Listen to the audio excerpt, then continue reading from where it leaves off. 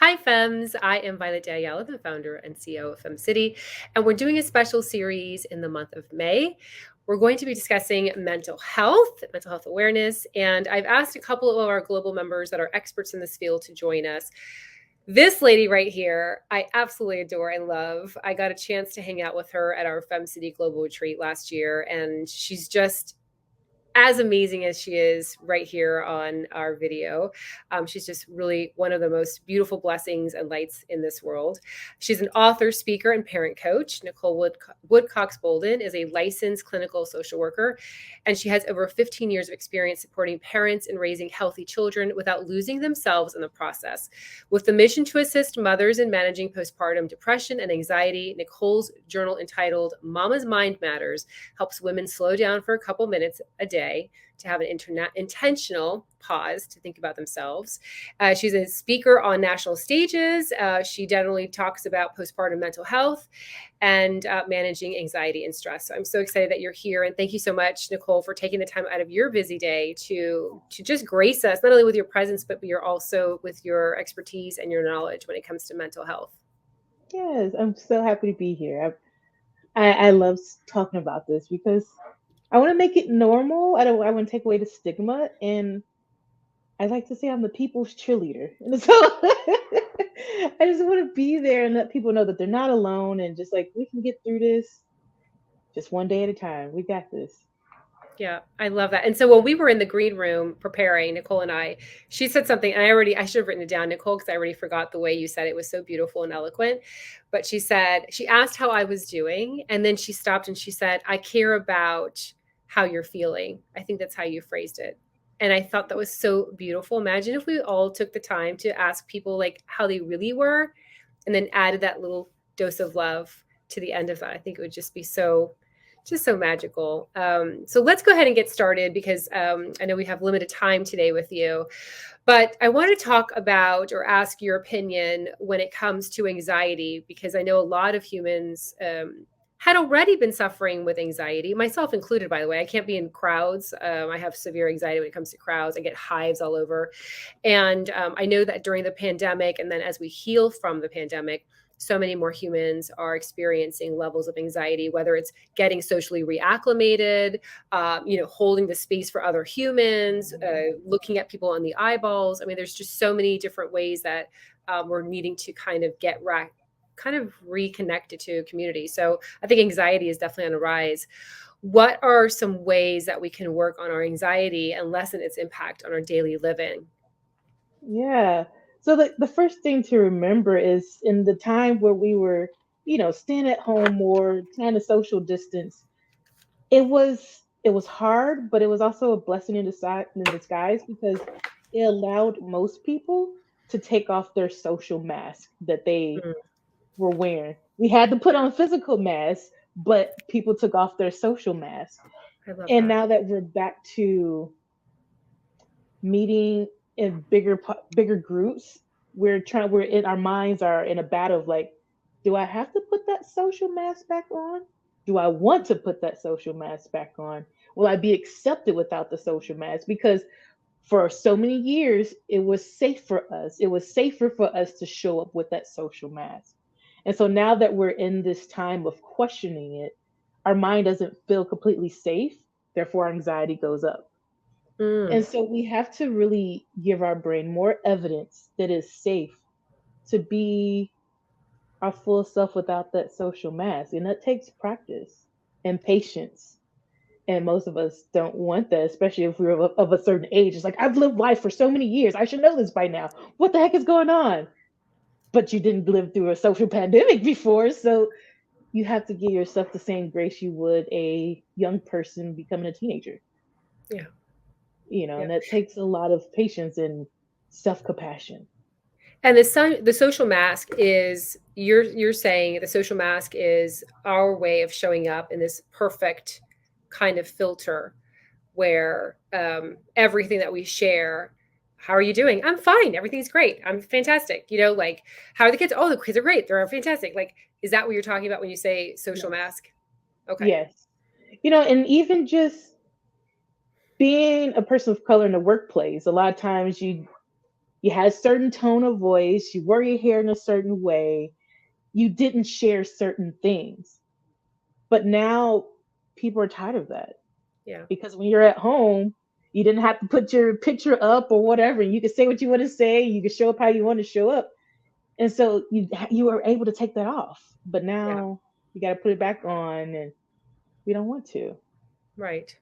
And We how do don't. we combat that? Like, what do we, I mean, I guess if there's a human that's saying, I have anxiety, and what are some ways that, like, what are some techniques that they can do to just reduce that feeling of we need to show up, perhaps in our authentic selves, and, what that might mean consequence wise. Like, are people going to like me? Are they not going to like me? I'm thinking that's what humans would generally think about. Hmm.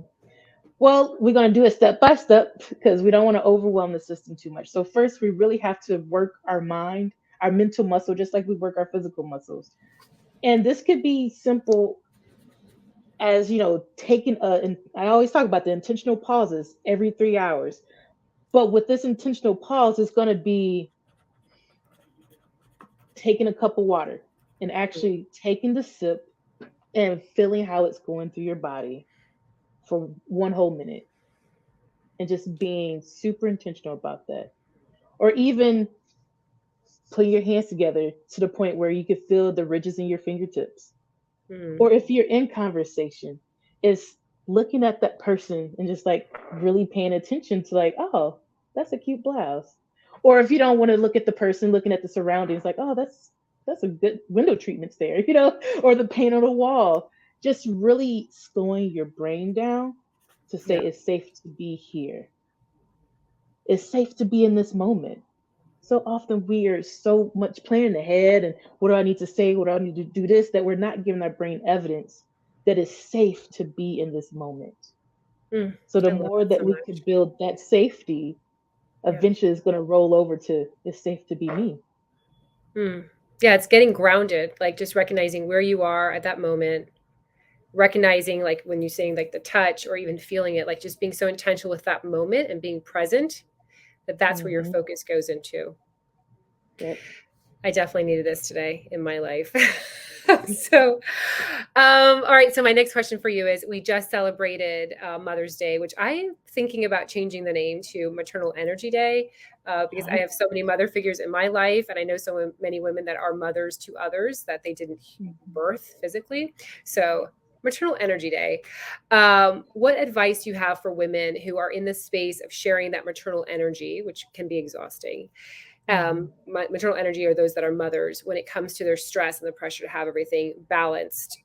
Especially, I find that the younger generations, I mean, I'm in my 50s, and I see some of the younger generations, like in their 30s and 40s, there's so much pressure on them.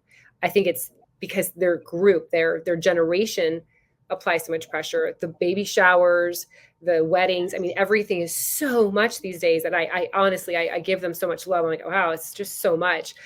But what advice would you give for women that are, really looking to reduce that pressure, reduce that stress level that they're feeling right now? And all women of all ages.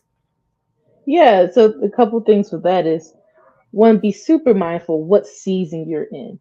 A lot of times we're dealing with toddlers who are 2 and 3 years old and looking at the mom with school age kids saying, like, oh, what am I doing wrong? Nothing. You're just in a totally different season. And remembering that each age of motherhood, or Mhm. mentoring people of different ages, is going to be a different season. And so, Yeah. one, taking real good stock, real good acknowledgement of what season you're in, and not comparing it to someone else's season. Mm. And then the biggest thing that I'm always encouraging people with is going back to, I wrote a book chapter, and it's called Untethered to the Shoulds. And it's really about what voice is guiding your decisions. So I give you an example in my own life. I wanted to do all the things PTO, PTA. And I really, in this season of life, I'm rebranding. I'm really trying to build my business. I don't have the time for it. But I still tried, and I was feeling guilty that I wasn't putting more time into it. And I had to step back, like, where is this coming from? Why am I doing this to myself? And I had to remember, that came from my mom's voice, because my mom were super involved. My family had a business, and so she had the flexibility to be there. I kid you not, some of my friends for elementary know my mom better than they know me. They will say like, "Oh, how's your mom doing?" And like, she was that involved.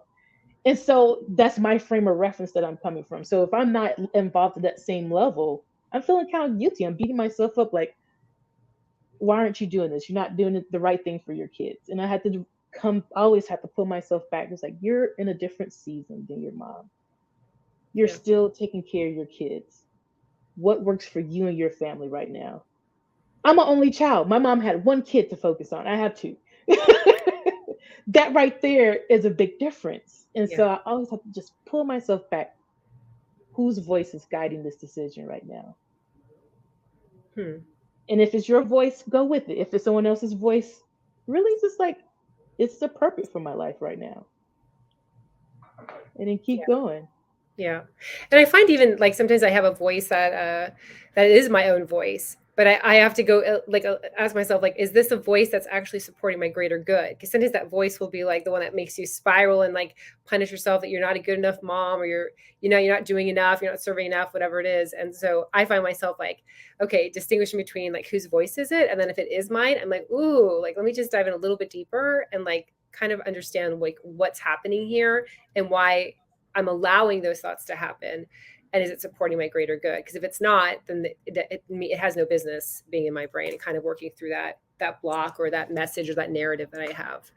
Yeah. Um, I want to piggyback on that real quick because I have a good sure. example with that. I have a mom that I've been working with when it comes to party planning. Party planning is her superpower. So the thought of planning her child's birthday party brings her so much life and joy. And she's really good at it. Now I can throw a good party, but it's not my superpower, and it does not bring me as much joy as it does her. And so, even taking that time to say, like, is this my superpower? Is this bringing me joy? That could be helpful too. Is like, I'm totally okay with going to Chuck E. Cheese and having a party planner or whatever it is, because it's like, yes, kids' birthday parties is not my superpower. Like, Yeah. I just have to own that. But if it's your superpower and it brings you joy, go with it. Yep. I love it. Chuck E. Cheese. Oh my gosh. I haven't thought of that. My son had a birthday party at Chuck E. Cheese, like probably 20 years ago. And Bullwinkles. We had a Bullwinkles in North Carolina that the dancing like mooses. They like little moose. I don't know if mooses is the way that you pluralize the word moose. I don't know. Just like, It sounds good to me. I was like, I think that's how you say it. I'm not like, I don't know if it's Musai or Mies. I'm not sure. But anyway, all right. So my final question for you is final advice for those that are looking to up level their mental health. It is our theme for this month. We're trying to give our members tools that they can use just to increase their mental health. I know gratitude journals are really important. I mean, I do the meditation piece. I love that you mentioned the intentional pauses every 3 hours, whether it's to get a glass of water, take a step outside, breathe a couple of deep breaths. That I'm definitely going to do. Any other tips that you have for our femmes? Really find a community that uplifts your mental wellness, because right now loneliness is on the increase, is on the rise. People Mm, are already lonely before the pandemic. Now they're really lonely after the pandemic. And so just really be intentional about finding a community that supports your mental wellness. It may not be your go-to friends. You may have to find another community, and that's okay. yeah. That is completely okay. You don't have to throw away the friends and like, oh, you're not for me. Like, no, you don't have to do that. Just find a community that supports your mental wellness. And that's going to be huge. I am starting, just a shameless plug here because I realize it's a need. I am starting a mental health day social club, and it's going to be mostly through text because I realize emailing is not my superpower. Social media is not my superpower. I do it, but it's not my superpower. But I can send a good text. So we're gonna have text message encouragement at least once a week. I'm gonna try to do some online and in-person gatherings. So I do have that, and I'll share that number in a moment. But like, join a community. Femcity is amazing. If you're a woman, business person, join Femcity. Like, Thank it's you. an amazing community. I really love it. Um, Thanks, Nicole. yeah, I Yeah. will throw that number out there too, because looking at the time is 312 4008. That's Okay. 312-646-4008. And it will go straight to me. So, yeah. Great. And I wrote it down as well. It's interesting you mentioned Femcity. Often I see more of our virtual and our global members. I mean, the global members I know really well. The other member, we have 6,000 members, so it's hard for me to know every single one. But the global members, I mean, we're 200, and I know them really well. But I love to see them make friendships. So it's like on Facebook when you see someone post something and you have like comments. Like I love seeing that, and that's always important in our lives to just have that support, even if it's through Facebook. It just makes a huge difference to know like someone sees you, hears you, applauds you, supports you, and cheering you on. It just makes such a huge difference because you're right, we feel so alone. Even though we have all this like technology, I find that it's kind of like empty noise. It's not substantial. So whether it's Femcity or another organization, I mean, we partner up with so many women organizations. So there's so many resources out there for you to find a great community to help you. And I'm just going to plug Nicole again. So for her text messages on mental health awareness, 312-646-4008. Did I get that right? Yep. Okay, perfect. Thank you so much, Nicole. Other than that, what are some ways that our femmes can find you to learn more about the work you're doing in this world? Yes, right now you can find me on my main Instagram is Thriving with Baby Chicago. I try to post there often, more often than other places. I will But tag you there. the text message is going to be the win for me because Yeah. I can always access my phone versus hopping online. Yeah, I love that. I love it. So we will tag you when we post this on Instagram. We'll tag Nicole.